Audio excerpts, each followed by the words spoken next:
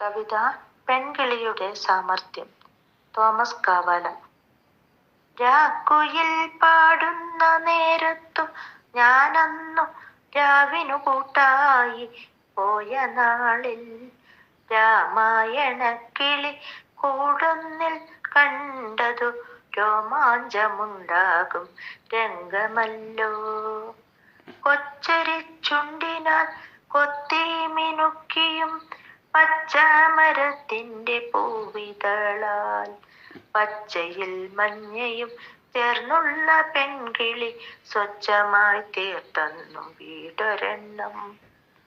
ആറ്റുനോറ്റന്നവൾ ചേർത്തു വെച്ചുള്ളതാ ഏറ്റവും പ്രിയപ്പെട്ട മുട്ടകളിൽ ചുറ്റുവാൻ ചുള്ളികൾ ചെമ്മേയടുക്കിയ മറ്റാരും കാണാതെ കൂട്ടിനുള്ളിൽ. ഏറെ നാളായില്ല പൊന്മക്കളാറുപേർ മാറിന്റെ ചൂടിൽ വിരിഞ്ഞ നേരം. കാർകൊണ്ട മാനത്തു സൂര്യനുദിച്ചപ്പോൾ കൂറോടെയാ കിളിയാമോദിച്ചു.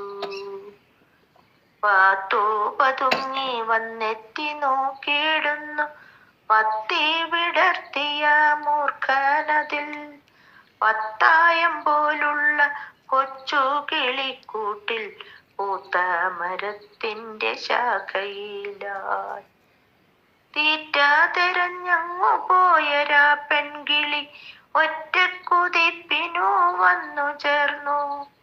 മുറ്റം വിഷപ്പല്ലു കൊത്തിപ്പറിച്ചവൾ ചീറ്റും വിഷത്തിനെ കൊത്തി വീഴ്ത്തി. എന്തൊരു ക്രൂരത, എത്രയോ ഭീകരം, അന്ധനെ പോലെയുരകമെത്തേ. സന്ധ്യയിൽ സങ്കടമാകുമാ സന്ധിയെ സുന്ദരി പെൺകിളി സാർത്ഥമാക്കി.